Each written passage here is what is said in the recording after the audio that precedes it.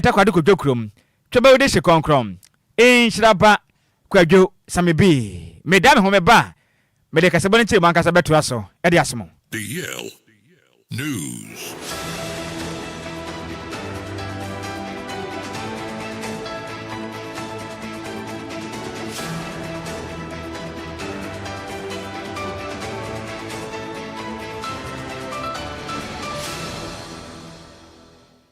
Yamamo akwaba afitu milika ne hyiame ewo Facebook no so a na DLFM 106.9 kase bona da hodmo a ehumfoni ene ho pictures no be yan nyina bi na watimi ahwem yen hya kase bona se ne mfa hosem emfa nhya asiam na meka sei basa eso asukufo amofra afenso abatan ene akyerɛkyerɛfo a wanom every ben kuna do SDA basic school a eno no ewo asante achem mensenim ewa santimentemu akwakonya nkwanhia ewa dukrom afe so menya kwantempo no so a emu nsem no arahoye pam na mno checheni a wɔkyerade ewa ben kuna do SDA basic school no monom ne den ade teacher Samuel eye ntiamoa agemre ene dia kasa batwetwe nko na wo kyerem sem enkwanhia na sie no osukuu ni baako kana na wahwere ne nkwa afe nso abatan baako na ɔka ho a na ɔmotu kwan no nso ɔno so ahwere ne nkwa de siafo do na pepe biam de sisi no emu edinye ye pam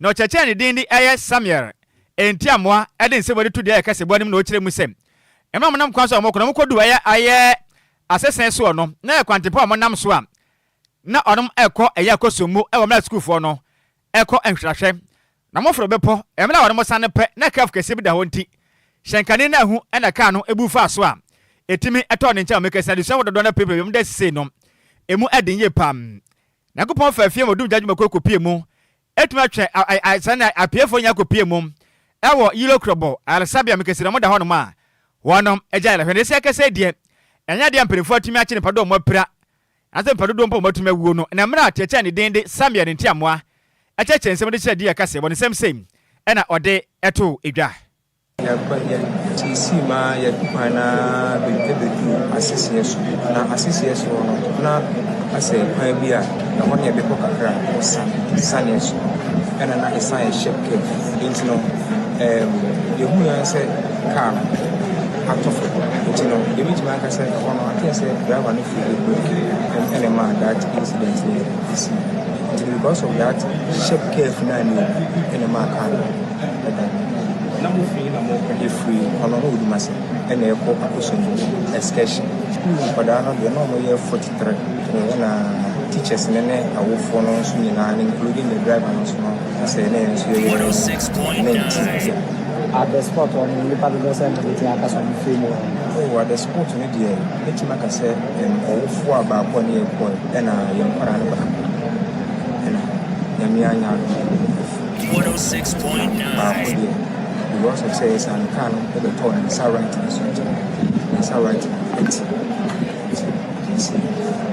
Ese ane como makano mo receive chicken so far I receive ara huye pa eni a woti ye ochoche ne ochirade ewo ben kunadu SDA basic school no ma eno no wasante achem ewo asante matenim ena wote ne nkan eno achi ena akopie mu apie mantem akwankyerefo peni ono ena oda ehumasuya ano ne den ade doctor Ivy asantoa owusu kyerem sem wonom kopie nkwanhia no so mekese no moden atimi apagya arefo no de makopie mu ewo ilo krobo alasabia wonom agya la hwe no kyerem sem womba mo moden atimi akansere mofanse be ya nkwanhia na asi no entimi endi wonom adwene mu dem fise de asi no emu eyeye pa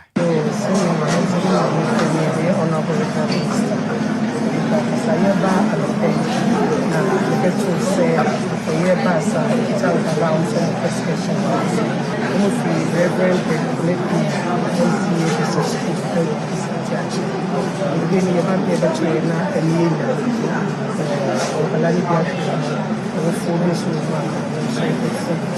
You know, these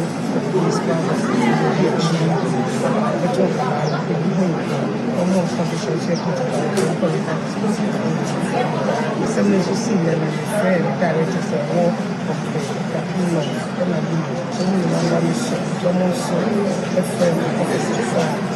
you know how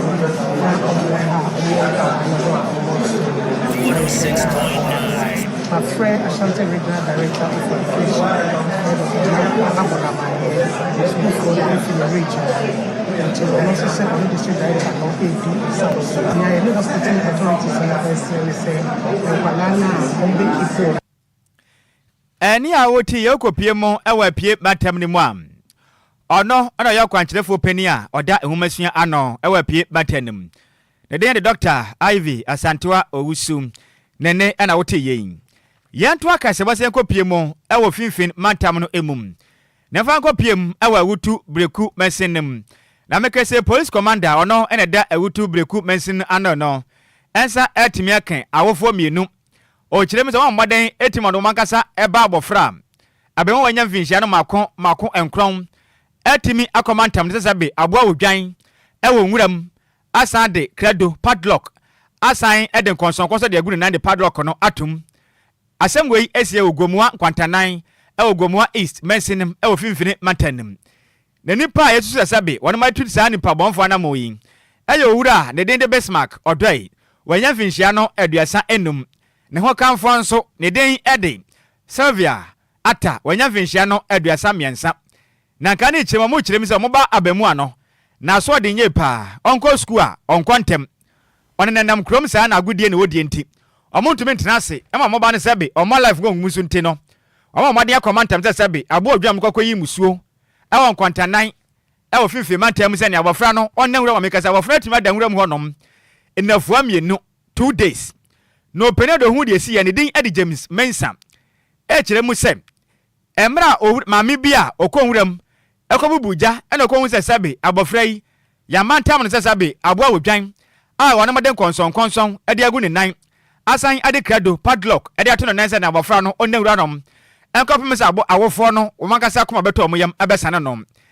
na mami hu ne sabe na maden epeja abofra no edni kopie mu ewa himfie na James Mensa hu na asem no se dabi ontimi ntraso nti opeja asem ne kopie mu ewo eye ewutu breku district police command ena ochem se dabi mekase no anamontu a awofo na tonya ade nti mekase watimi acha awofo na hwemu gusu a ekoso na James Mensa de nsem sem adeto DL kasebo enim de James Mensa kwantra de olu ano mo friend chei eden nan no bi se so no ne ma fa na de chei eden etuna nan be 2 days ni ti eni ba ifo na na ya se ama ta me fra mbra de ku police station na je be report na aban on chuchum wa wo fra wo sanka awu ti nu a ye no ba ye akwara ne chese ne papa oye jon wo o chu school bus wo big up ya kro ya sanka no wo se wo sa chu kada ya ko kada station ni ya sanka no na wo se de ku police commander asi ye nja akwara no wo asi na ntama enimiyo no ya awu fun baba ta ne pe ho ne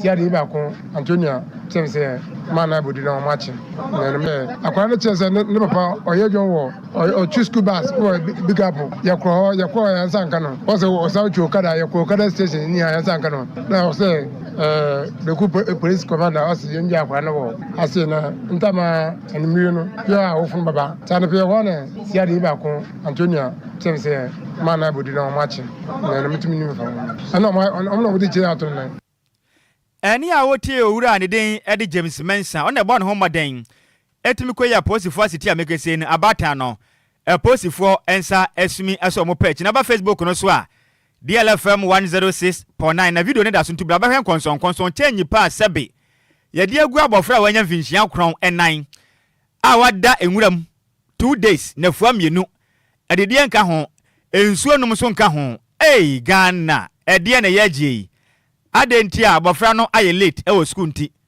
onkwanda nwuram 2 days change egu ne nan padlock nso dem eden eno akire no ana abofra awofo de padlock egu ne nan ne kotu nwuram so eden sem sei ede to nsentwerefo enim school na me papa share na afede me papa say by the starting chana ye do school ni moye ana see e ba fe pe obe hu ade odbe na afede oboy na di obi Sammy nyan say then na ye the adent na yan go school ntem na na afede minya no okasa na me amu bi sam sa den tan man ko skunta me dia man kasa na afede papa di che ni she me na o di che ni to bush ni ko en 2 days me papa me nim baby o awre hopa abofra ketwa wanya mfinhia nkrom na waye late wo school nti ne papa ene ne maame atumi aye baako ede nkonson agu ne nan ede credo padlock asa de atum ede na koto nwuram nkwantanan mensenem ewo finfin mantemu asemu asefem share wo Facebook no so DLFM 106.9 DJ Omalo Adaromenti wo ba obenya video ni bi na watumi ahwe na de asie de asem wei e papa chat gotofo so be ka kire wo say asem wei e pantoma pam ya to aka asem so enko piem e wa Ghana mampene John Dramani Mahama kache na papa ka say kirem say odemna bi ba boa pam na nipa bi atena se sabi etufu magudi akwati kwansom etutu Ghana koko tugo ma man Ghana du ba bi a koko abane nya sika digo botom ni nyina da se no e mana be so mpaji se twi na acho makogu afiase na kire bi no omo hwa ade a wanom epi hom Ghana mampene e ka se na o kire mi se koko ya ade a abo man ye panfi hye bebiri nanso na nsen yi de ne man koye kura ya tena se magalam sei etuma se koko nyina nti wabe mampene biewi sabi on tena se ma ye koko ene ye kura ye entofom tim obado homaden abo ma koko no asa gya ne naso biom Ghana mampene se ade tudwa emra ade hye omudua koko ebi ana afizom de dua kafe ana share nut farmers association kopia Ghana mampene akache omudin komo na Ghana mampene e kire omo sem obakọ so omo Ghana koko no asan eje na so fise koko no faso buma Ghana fo nya wo ho no e kon kan ye pam Ghana mampene asan ka se kire mi sem afi we de e yafi a wo ma modern de ayesese e de bama koko no atumatu mponti Ghana fo nyina ye ntende kire ye mo na koko no entimi ma nkom fise ba Ghana so ye benya sika e de agu ye botom e wo manyim. We have to make sure that people are not cutting down cocoa trees to mine gold. Gold, you mine the land, and once it's mined out, the land becomes useless to you. But if you plant cocoa on the land, every year it will yield revenue. Every year it will yield revenue. And a cocoa tree can last 30 years or more and produce money every year. So it makes more sense to leave that gold under the ground and rather depend on your cocoa tree than to mine the ground and make it useless to our children and our children's children. I think that maybe we should pass laws that prevent people from cutting down cocoa trees for mining. And so that's something that we're going to explore and see. And so that's something that we're going to explore and see how we're able to achieve our objective. Ne kwakura mono ena Ghana mampene Bema Oboada John Dramani Mahama kasemu ana wasan echiremu sem abanda de twami cocoa board etimi tenase musika 3.4 billion Ghana cedis etimi edi omanum o mankasa atena ye headquarters Ghana kuafo sabe wanom enya so faso bia Ghana mampeni chirem se ye pass betena omanmu na Ghana cocoa board empeni for tumi tenase efa sika 3.4 billion pe etimi di ye o makachi a oman abakasa Ghana mampeni chirem se cocoa di abo oman yakoye nim pa we sika semu ntim obakọ so agba akuafo ne chidom na obuma koko no eseje ne naso Ghana mampeni echiremu sei ohwa banda da ya otwa mu ya koko ntumo no oham chichemu ba de sem de na pa odutu ma na nkon kan ye kunikura nti wakase echiremu sem yakopọ ya adom ne koko ne seje ne naso besumi atum oham chichemu aduoson na boma akuafo no so anya sika e de abo wonom eho ebra Ghana mampeni de nsem sei e de tudwa. Unfortunately, as the finance minister mentioned in the budget statements, Cocoa Board today owes 32 billion cedis, and they're supposed to pay 9 billion by September. I hope you're getting ready to pay that money. That is all money that should have gone to farmers. Unfortunately, we're using it to pay debts. Production is down. Meanwhile, as production has dwindled, the staff strength of Cocoa Board has skyrocketed. I thought that if your production was going down, your income was going down, you would either maintain your staff strength or even reduce it. That is what all private businesses do. But in your business, while production was going down, prices were going down, employment was going up. And so the Cocoa Board ends up spending, as at last year, 3.4 billion or something something on mostly administrative and headquarters expenses. And the thing about the cocoa business is the bulk of the benefits of the cocoa industry should go to the farmer so that it incentivizes him to look after his cocoa farm and make sure that it produces more. The best incentive to keep cocoa production up is to pay the farmer a fair price for his cocoa. There were times when the producer price paid to cocoa farmers went below 40%. And we've always said that we should maintain the producer price at 70% so that it incentivizes the farmer to produce more. In the first 4 years, there was virtually no increase in the producer price. And we kept saying, at least adjust for foreign exchange loss, because the foreign exchange had always continued to slip.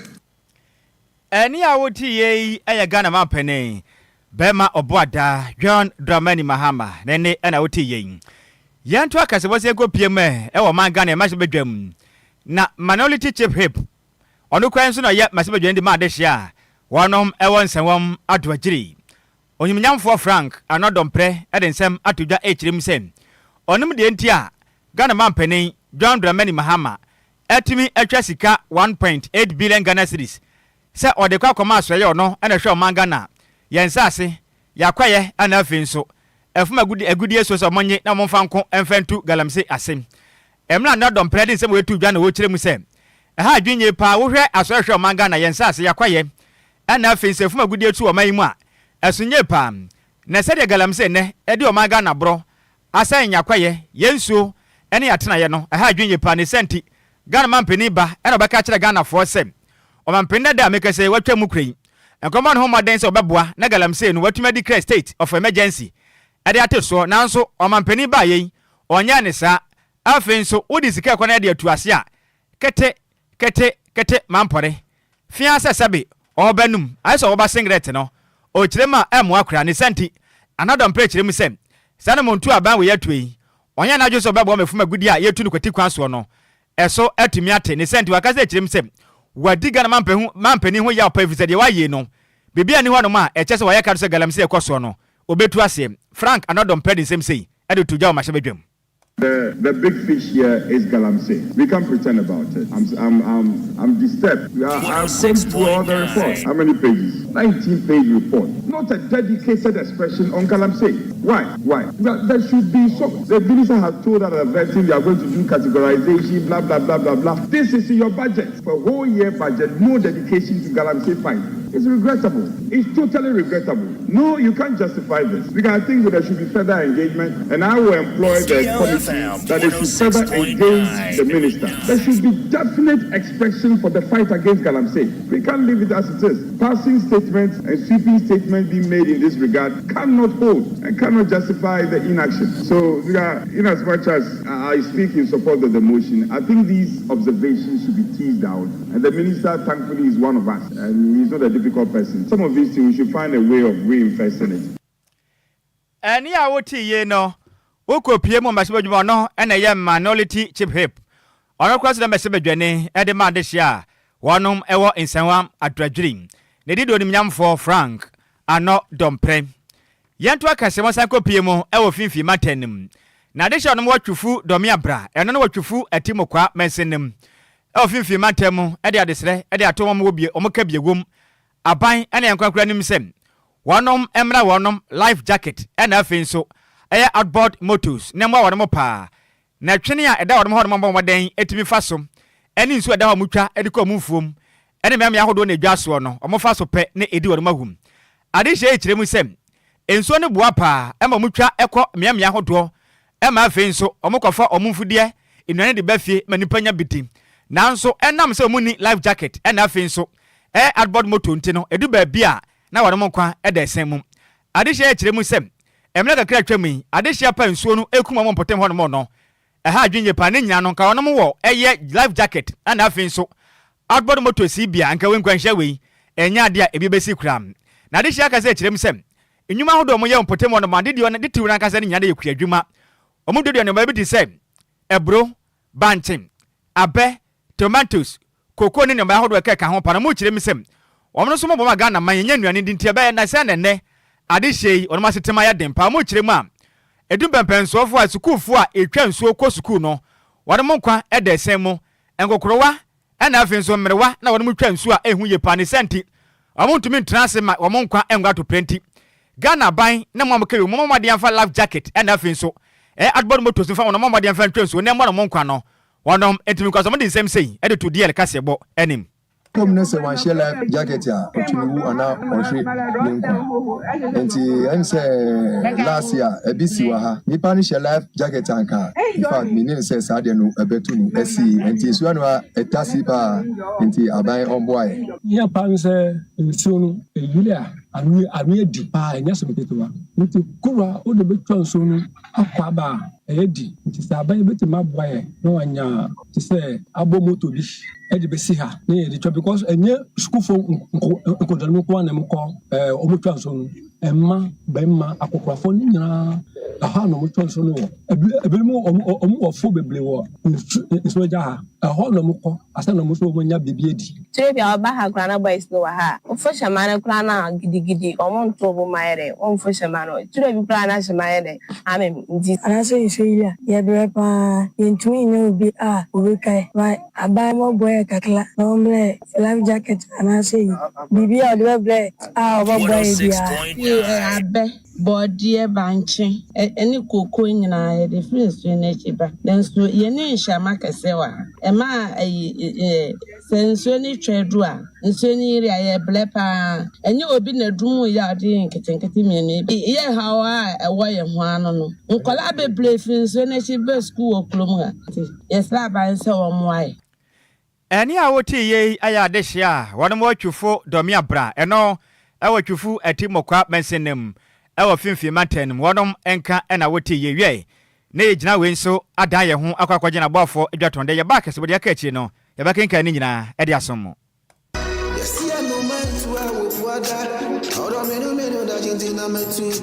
Makwantu ohunsam eye medadwen nanso meyensam tro ne nti menya adagye ye hwehwemu ekohu Sunday Sam's consult na wonom nti ende metimi ba menya abre ne adagye ekenkan ye eye investigations about womo ana mehu se wo apply for visa assistance a enfeli efri se wonom ewo track records madanse die nie ma meni ntreo Sunday Sam's consult edi Britia webi ebeje wo visa ama wo se wo ko United Kingdom, Canada, Dubai, Poland, Croatia, na fe kradie, Serbia, any Greece nso abeka ho a work permit etechiri. Ma menchire wo mo echire kwan. Sunday Sam's consult ewo Ofanko barrier, Asofan, awo Ben Wise Park Hotel, ewo Asofan New Station hono mo a. Phone number 0244 291546. Email address nso eye samuelowusu626@gmail.com. Yeji ehudi enti, we connect dreams with opportunities. E manenye wadwendwen, frɛ wonom na nso bedi adanse empo asede media Yamamo akwaba afia kenka madwenkyere ne bie na yemfa ensomo we every master planner junior kentampo na wokyere mi sem MPP de amanyoko ba kwa omaga na mu a kama pa obi ani gye ho no na frise Ghana mampani ba wo ba yi onfa de pa bia emfa amre yen medase Kofi Parliament na wokyere mi se China fo de ehu behia se obi abesan akọ no krom pa na frise galamse no ados dodo wo man mo hwe live edi free aguna bobi kuma apam wensu every Richard ahene wokyere mi sem o chia pa na Nhyiraba Kwadwo Sammy B adwumade a megboi ekonkan ye pa na hwe kasebo ne live edi free gbekyere station ho no ma na eji DJ Ghana fidie no so na wo hwe edi free a o kyem se kasebo no emu odepa sebi anomanam senior yenso yema wamo ene adwumade a wobo ewo DLFM anese no esom Ghana ni maduro wenchen magbawura wufiem wo ka anim sofa na min sofa asema da hwenien awofo mienu atamomo ba wanya mfinhia kron amantam ze sabi wodwan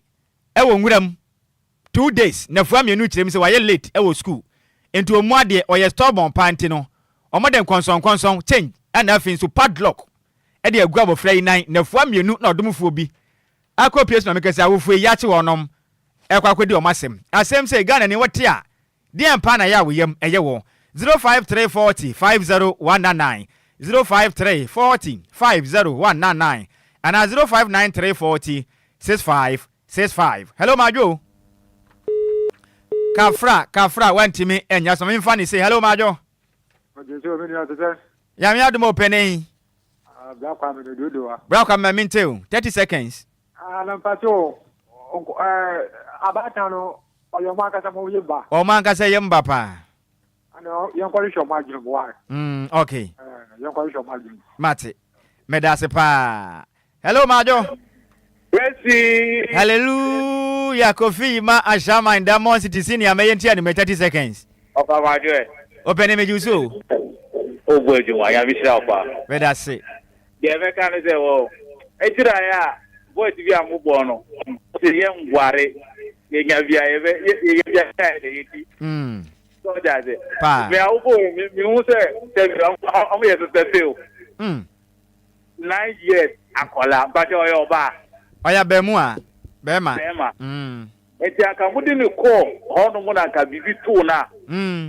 Aka enu so e. Eya sebo. Oh, eti na ya me ko. Ye bibi fo na ga be. Ye bibi ewia na eti aban. Ye ta face ka wa ban ho. Asem. So. Ofa oni nga mi ejo. Medase pa Kofi ma hello Majo. Hey, Wafa. Hey, Majo. No tini kan te ko mu sama se. Nwa o facha me pa wo fa sana mtete akire odi mani ba ko na ehwe wo. Asemo. Yes ye ni. Me pa cha na si abata mienu. Abata mienu. Bema ni bema. Oba ene ne ho kafo awarefo mienu no makomanta mo ba. 9 years ego nguram 2 days. Mamin de mi ni ya opa na ya na ye so je ni. Hello. Nanu enyi mu die mani pepe. Okay. Time. Mate. Ye bom pai se nyamenya ni sa na mra nya adwuma. Ye da se bebre. Hello Majo. Yeah, Nhyiraba Kwadwo Sammy. Dixon Badako Droba Achim Edikro champion. Me enti anumre. Nhyiraba praise me. Hallelujah. That's our show. The celebrity. We mususu say anawo di say abata na wombanga zangasa. Nhwehwe abetoja de kirem say eye wo mankasa ba. They are all manga sabadia punishment with the another thing, they are woody punishment. You got now you need Melabia, you need one to because of our Polanos. Okay. You need Melabia, some for selling your bone mana. Edio. Because you have to do and yet because of 2 months, come about 9 years. I'll tell you into which I was a poop. You mobile for Tonka. Medase pa, hello Majo. Yeah, papa. Bless you, Dunie. Unya be many. Tema senior me yenti anumre. Patrona, I want no, omo pepe. Hwemu se se ne egusu di akire ntina sat na no nya de a posifo no ede bibia ba bonten se se be o madwene ne fie. Bibisi se de asat na no papa na kura de omo so otwi bus kura. Oh, that be adwene nye. Mesrew. Eno mun chen se akura no. No 2 days on. Yeah, sure. 2 days. Okay. I'm also baby 3 weeks. Okay. Oh, when the breast said that's why home man in Nimu Akra. Nanso, I said your can yate. Yadasi be. Hello, Majo. Oh, senior Kwanso. Chidiam Poyanko pardon, a ye pa. Eske me yenti made it Madrid say, Emperor doctors be near you, mamma and papa Madrid. Okay. A bit of a mental problem. Oh, okay. If so, you home and I gained our pound, name by 1 year in the Bosman Kron, okay. I'm a doctor, I'm Madrid. Miss Medase senior. I mean, family last caller. Hello, Majo.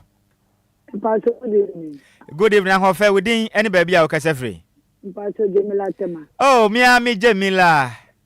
Oba ho first no na ehye yie de ya da twede ampo yanko pass 30 seconds ma minti o ma ho fe me pass ofa na me no wo me nye so sa kwa ne yani ba sana wo ho no me nye so se kwa ne nisi se bi ba no akofa because wa wo ba wo be de nkwa didi ada asa tena on de bibia da dance se ye ne ba enya ne ba yo ofa wa wo ba eden na wo ba kwa tu. Oh, sister Gemina so homa ne yatia tom fa chepa. Hello Majo. Yeah. Senior odi ma bia kasa free. I'm first to come to champion mledi yesi ni mayentio. Anya mba because we papa come through anytime. It's yeah. And I can't be because no akuma akucha vechu ni we na e bi ko se.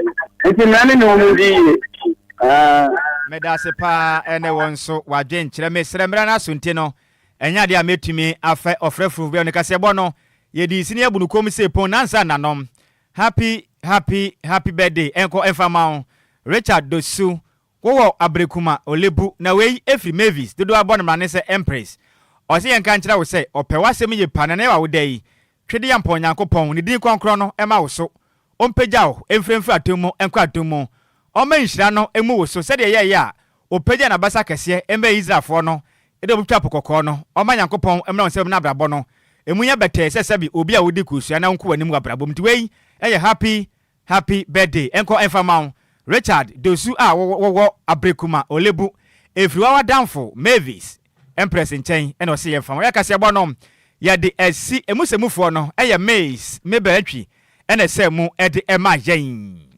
DJ Malion ede ekopie mu e Facebook no eso okenkana mi kon kontin kwa baso manimre no ede amejeso eye takwade kodwekrom twabe wode hye konkron Nhyiraba Kwadwo Sammy B mesaso Apaka jecha betando da kupapa sense ma hodo aka no so ato aso ede mamu nyina mu ene tia adehye sara nyanko popeno de na nyanko po atworo se ebe ho no ene ebe ye ho enti ye nyanko po ase ansa mistakes na ba in our player side na omutumi equalize ye no inshallah bro ni se mintu mo ase obehwena wasiyeshe no mabi baby what the direction of you face akona here direction me ye na ediko ye ediko woni na ma kofa obi aba na ma high diamond na mitianika kind of you are journalism some of you don't I think you are doing like you don't go to school direction me I'm taking Confessor to a good direction. We thank God. We didn't lose in our home today. 4 matches, 1 point. Alhamdulillah. You are taking yourself for bad direction, action bad caution.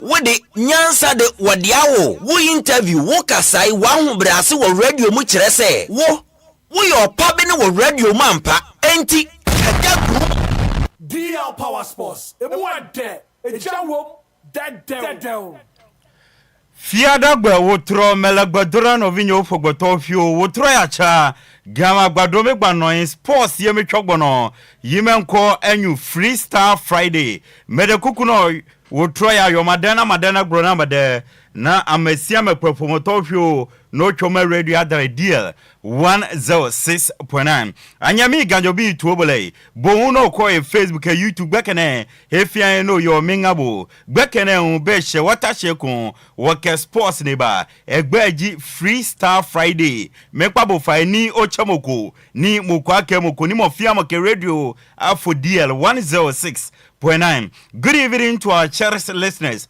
and viewers watching us live across all our social media platforms. Friday evening, we are back to bring you Freestyle Friday. So please don't hesitate to call a friend, to tell a friend, to inform the whole family that we are back on your radio. It's Friday and Freestyle Friday is airborne live.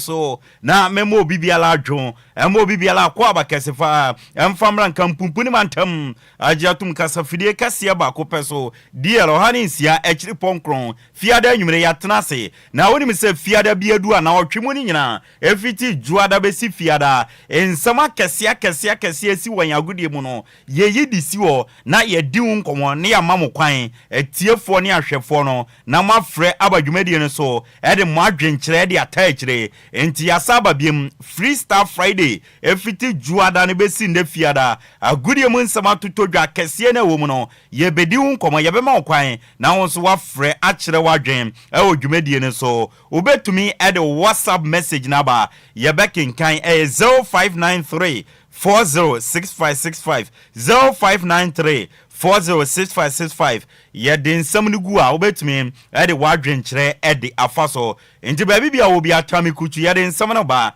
ɛyɛ freestyle friday ne yɛtena ase sɛ deɛ sɛ hu sɛ ɛyɛ dwumakuo bi adaroma ɛna yɛde nsɛm no ɛba nti abusua ka me ho na yɛmfa seda kɛseɛ ma dwumakuo a yɛ from Lumba ensupa na Lumba ensupa ekitamu na nwumre yɛ de freestyle friday no ɛba ɛyɛ nsu abadwama nso mu ɔde emote Food and Drugs Authority ɔma yɛ nhwehwɛmu agyatum sɛ nsuo no mu yɛ kama emote kama ɔnom na kɔ nipadua ma ɛnkɔfo ha obia ɛmrɛw nti bibibia fa nsuo a yɛnom de abusua mekamfo Lumba ensupa ɛna ɛde amao abusua mu amotonton nsuo nso no traffic move for water depot cars amu distributing so provision stores mu nyina no Lumba ensupa no na monton na bibia enye kama bibia fa nsu a ye no mo de adwumadie bia odi bia no fadina moa na bibia ye kama emfa Lumba ensupa no mo amwo dance ma ne mpatemati dendem madam abanyameche na akache mobenya bi ewo mobehu no appeal to lane oben Lumba sport no 0557 349-401 ano eye dance man ne mpatem ofanko ne mpatem fonso no Mama Vic mubenya bi ewo na kache 0500-680-783 ano eye ofanko ene ne mpatem fo no Lumba nsupa no opebi ato a DLFM ya kache ubenya bi ato ya wonkran Agbogwa Junction ya ne Wisconsin International University no ena edi impunimpu ubora ya reception wa obabeto abayo bi wo kachire no se ope Lumba nsupa ni bi ato obedi wanim na wa guide obabi bia obenya insu ni bi ato ewon ya kache mo amwo chirichiri amo pane dodo de adi mudwuma no mo friend numbers we mpanefo de bibegu chemu na ye de abrem na ne amo pese mo de no mo de aye numbers no 0355 0 no abo 5 miensa 274757 ana 0577 475343 Lumba ensupa ebo ye chidom na nwumre ye de freestyle friday no eba from afar minua kwame afum eta mechina obia nhya ne nso se kwame afum papa ye yina atompam anwumre nyame yadom ochina ena kwame ekura ne papa chi kura enti ochira ye nyina yenji twi enje chirada ne yenkopie mu na yenkogya kwame no nkura eye ne papa chi na bibia enye kama nti kwame afum yama on shedding ochina ye ba beta wa chi na bibia ay fine DJ Omarion enso ewo fiduam ha YouTube and Facebook odenya to DLFM 106.9 obetumi akọ no wakwa bi already seated no Bismarck edu say na onim say fiade bia menene ye no ye dwudwansem no ne yakan adwen professional way ye ni atem no kra na ye beka ye wia ne amamo kwan na mo so mafrɛ na mo akere mo adwen freestyle friday ne sorry so akọ me no chena ye de ejakese no de abeto so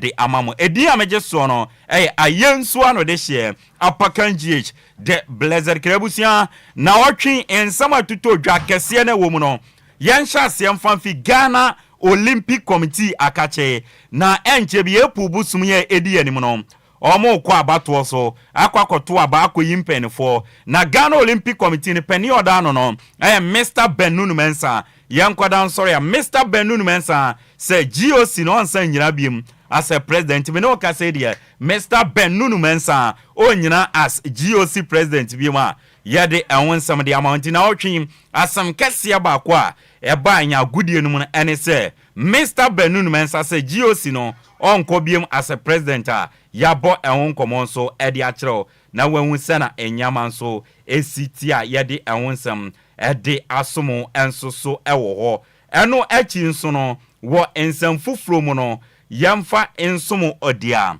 Honorable Kofi Adams na watching ojinidi ye papa na enesen a wonim se mampeni di betu dwa se ye national team no budget no onfansie ese ebeto dwa ma obi ahu eno na yabo World Cup qualifiers ewie ye bisa budget a Honorable Kofi Adams se budget no ye we ka kire mu kra mo de beye den na budget ebe den aboa ye ma ya qualify ko World Cup ye pe World Cup qualify kwa mo de budget anya obi amampeni se budget yemfantu dwei Honorable Kofi Adams se budget na ye de betudwa mo de ye de yentie Honorable Kofi Adams na ya kwa kobo in first game against Chad. Now feeders. Now central for the play. How much is sir? Maybe Becca the qualification budget of one. Many are assemble one and be said, a BM budget, everybody one FA qualification. Because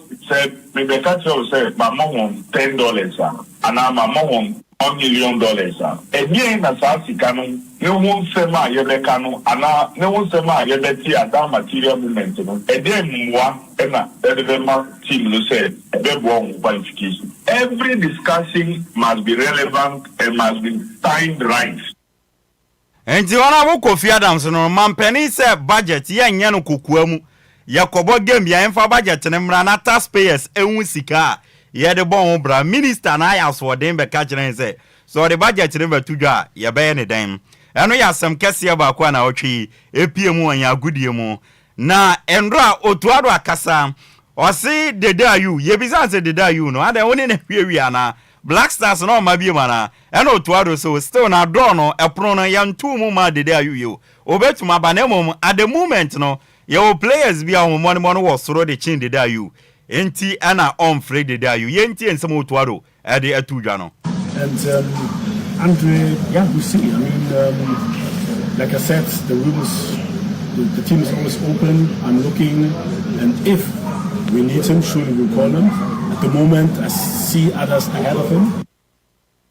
Anone sama Otuado edi Betuja. Na Otuado di asemi Betuja we no. Ana kasama for Edema the Ayu family. Yes, Obi Okasa Edema Ayu Ebusiano. Your friend Fifi Taki. Na wo Facebook no Fifi Taki. And any social media platforms out of DJ Marion. May they send you say photos on it for making cabi. Na me kan in Yano Fifi Taki Edibre Otuado na. Or see coach Otuado comments on Andrew Ayu are shocking and disappointing. On numerous occasions, the same coach has said one of the key criteria for selection into the national team is active club participating. How can Ayu, Ghana's most capped player, a 3-time World Cup veteran and a proven leader, be deemed unworthy even when playing well at his club in the French league? Ayu's legacy and commitment to the Black Stars are undeniable. His experience, leadership, and track record in major tournaments speaks volume. It is baffling that a coach who failed to qualify Ghana for this year's African Cup of Nations would so casually dismiss the contribution of a player who has consistently delivered for his club and is playing week in, week out at his club level. Such remarks are not only disrespectful to Ayu but also undermine his sacrifice and the pride he has brought to Ghana football. Coach Otuado comments are unprofessional and unbecoming of someone in his position. Hey, Fifi Taki. Wow, tu biamo Otuado bruta. Eno kasama for edema Ayu ebusiano 1-4 Otuado 1 chane kura. Wakike bidi achene bruta antino. Eno so ne nsema eba. Bismarck edu se bra na design Apakan you are gususha I hope so. Oh nyame adome wo ye yeah the nyame ase na otwi nsema kese a etutu dwa na mabro so no GOC benunu mensa so onkobiem eno achi sports minister honorable Kofi Adams mampenisi yamfa budget mbetu dwa na obi ehu a taxpayers ni won obisa se so omode budget ni betu dwa ye be ne den question a sports minister bisa Ghana for no ya ye de ensika tu tax no question na obisa no and offense no Otuado any dede ayu nsensem any Fifi Taki eja watoto de Otuado maminti we well Apakan as usual yen chair ya TFU bi na before say me comment some me chair me bra kwa me I believe say nyame adoma da ochina na ya kuja ne papa chi kra yeah but unfortunately say mu bi ne yentimi kuja no but sure. Yeah spiritually no ya tanachi na oban so akakra ebitima ya bo na ebeboa Apakan we dey senior Friday maybe and we freestyle Friday anyankopon admo china ana atiefo ebe join our morning show ne so na yetimi at deep into stories we nyina but let just a quick one on minister nonsense me so I think Apakan obe we ne kasa no or can be say on the time frame ne here me one of the people are in requested for Nkase Black Stars budget the ball World Cup qualifiers in Baba Mountain. But Apakan, you see, let's call the speed. No crane say you sure Black Stars are near the Kushia Chad in Madagascar. This is the Black Stars are spiritually we got say omu confidence now form omu morale like bibia na a sound the Black Stars now form into I think the minister and the it was a step in the right direction, but I think just some of the words are I think he didn't choose the right words. I disrespect to Mampeni because Mampeni say for transparency's sake and taxpayers money exactly and omudi tia blasters and bonus and into our budget and say Ghana for ebemu and to see ebisa wansem kra sabi penyansa sabi catch but catch Ghana for say budget yeribetuga Ghana for be any day is an insult to even Mampeni ne kra. You see, unfortunate and America say I don't want to believe say sana no person but maybe a miss choice of words because Nekasa use or Sandu well is on point because at that crucial moment yes at that crucial moment Apakan I side with him say ni emfa budget and we all know Ghana how Black Stars budget babontia yes central foot okasa after yabo game na we no okasa but I say America say I see proud to the game and central foot bisa budget and yabo we no Sebi and America said the choice of words be same you use here na unfortunate Sebi when who are some enchire mu yi I got it magazine at that crucial moment near here points no more than na see focus on the game more than budget and here we no Sebi times here the beba Ghana ni bia Sebi you better here but don't mean ka say get the budget here then Sebi minister don't tell say nya bottom sika na ye dey tua ye dey bob last no bra taxpayers money. And see busa, we are worth asking for. Budget, no.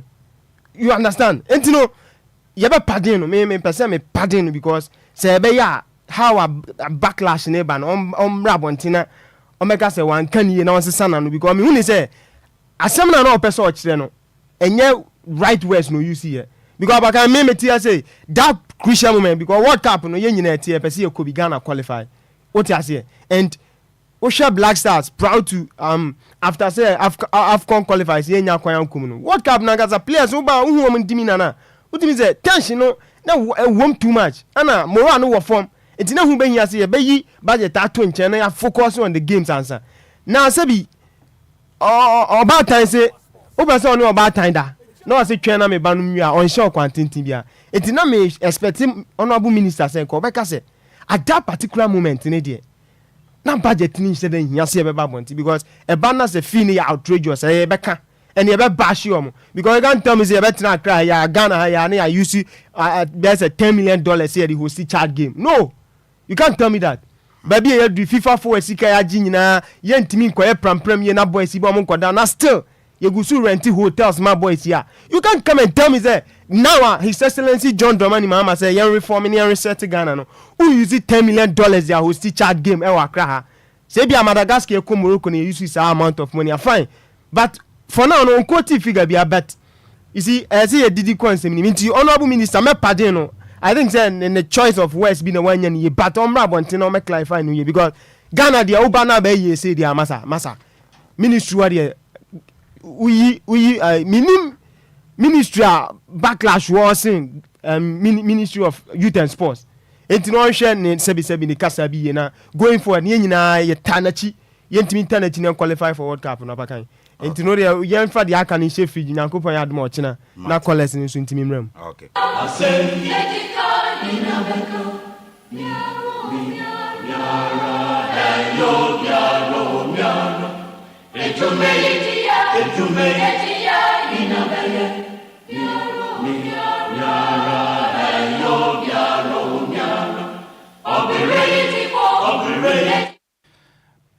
Just 1 minute per. You see, Mamenka Seminchre Yembra Penny Fifitaki. Me respecting you pa because you're one of the highly respected Menkan is a personality our Ghana ha ye pa. But on your careful one year maybe one. So kasa de ma a family like I use now. And yen se mia na se we ano. Yeah. Asama otuado kan won. Bone ben otuado kan. Otuado say oh, deda you no obi anto punu say deda you man national team bi. But at the moment no our players or money was ready chin deda you. Yeah. Enti sa kwanya ne ba no hia deda you obeto nsa dia friend. Asama otuado kan ni. Fair speech and I say otuado anka say on free deda you biem ana deda you ma blasters biem. Yeah. But Oba Bontimba Trot look at the kind of words we use to the Otuado. The latter part of the writings need a very disrespectful. And Bonnie Otuado kind. A very and I think Sir Fifi Taki go back again, withdraw that statement and apologize to Otuado. Yeah. Because your blaster Siana Jordan are you your captain. Jordan are you Bobby and himself Jordan are you Fiano or Fem Kakra and one then one yan what to inside your friend or buy one bed deliver. Yeah. Coach in a denepe. Or see that you are this moment no be our players be a body channel. So one shed here you know trying to but what about 2 World Cup qualifiers you know we winning the day you assembly for beam. But when we near you won't so be an answer you want send me an ear catch but in the obo winning to the day you in some went for him. So I think says how the day you in some the day you in seminal. Yaman and rest Kakanian ya coach no yena. Obian to me force coaching is on Friday that you. And Marana soon office on ya the day you know be friend. Yes, no friend. But as always be the you family concerning blasters say too much. And the day you are mano be kofana matenjes isha. Hey na kwayasem say I'm fa captain na ma the day you na the day you ni one am fa ma join and here the command obi fofra. And one say why always that use? It's becoming too much. But you want that national team say player be no Messi Nancy Argentina kobo World Cup qualifiers only one na 10 jersey no obi anhye but you wo kromana we Kudus Mohammed question na 10 jersey ebe yen sembebire so why always the I use so I think say it's that time yenya coach no nya na adwuma emre ne so no office of afraid that you are fine or friend, but at this moment also our players are performing the channel. Nobody can force him. So Fifi Taki, we respect you so much. We are senior yebu. The choice of words how you see them out to Adonai. I think say senior. So Koba BM now Sargent now by withdraw statement in a patchawa. Ebeboa because no. O to Ado and Carboni be about response now they buy now too harsh. I think in common sounding more or less like personal attack. Yeah. Because coach there you be the question about a player which is also a captain. I think the explanation or the man fair coach be as no better. Yeah. So be Ghana over 39 million population. And you be on a very rely on one player. We've seen the day you on another day. So yeah, because we rely on the day you will tell when. Oh yeah, the day you is over 30 something years. Oh yeah, but the day you are Bob Blasters. Yeah, he's paid his dues. By now there, say you're moving on. Oh Charlie. Mama for 2 calls I'm sorry so now. I mean AI too much cry. 0534050199 and 0593406565. Pacho udini baby akasafi. Apakaji. Hello? Yes, I'm Metonka. Kofi man ya chawa damos. Kofi man pacho entiwe. Apakaji jabo ko die. Nyame adom na won so e.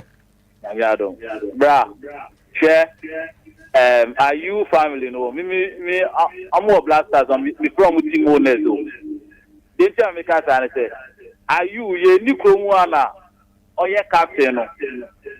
World Cup na away Afcon ayakon ye win emu ai.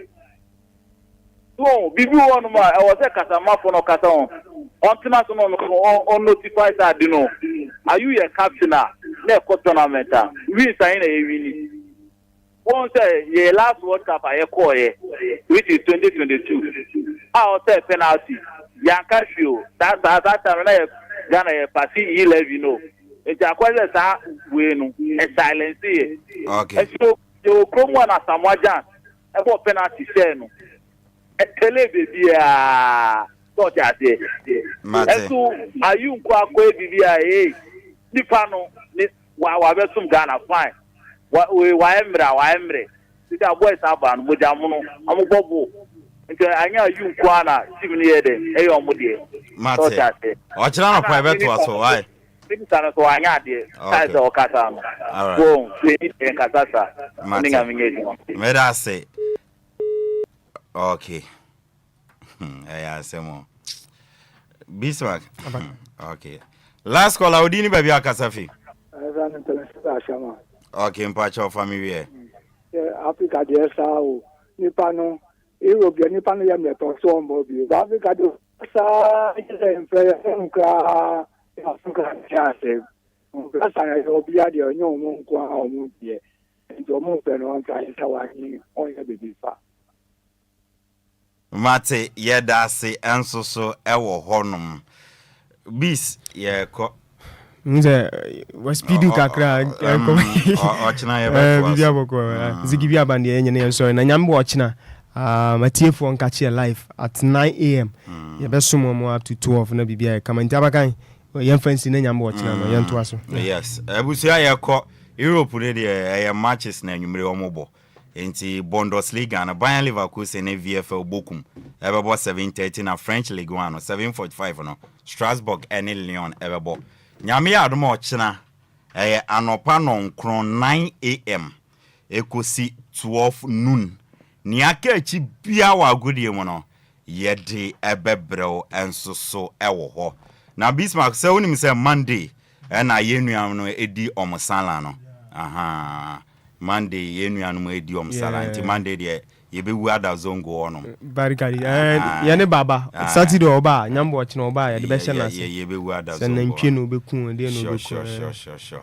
na omayo mede we bi sende wewo me ada line so fato so mame na menuanu nkremo format menye we na memfa and sorry na ukopie mu ewo akwatia yes me Muslim brothers na ewo no omo bo eye sala match yes na eye young money 11 young money no eye Nhyiraba Kwadwo friend Hamza oko Italy a eho na obobo Hamza yes Hamza 11 and fire 11 in the sala air classico match kesie ede boani ewo akwatia na enye small game and eba so ye big game pa na eba so akwatia ho nyame ya doma eye Monday 31st inti akwatia Chinese Park na sa game no so eba so eye sala air classico Monday 2 p.m. pepepe na game no eba so Hamza 11 young money 11 no on fire 11 na ede boani inti we eye menuanom a ewo akwatia na ebo sa sala game na bibia be fine young money 11 fire 11 air classico akwatia Chinese Park 2 p.m. juada na sa game no eba so ebusia ye ko ochira no pa no nkron ekosi dumienu ye nhia ne aka echibia no ye de eba besom zigibi eba ode awoso ba be woso musa ensoso ewo honom na bibia ye kama asida enkoma DJ Omarion ode yenko abefuntin tankese ne so na sene ye kan ochina kwa me fun papa ye ne baso nti ye nyina ye nkoja na wote Bismarck edu senka ye frema ye nsu ano de hye Apakan GH the blessed king nyame ya adom ochina no pa 9 ekosi dumienu ye be hye ya kra obibia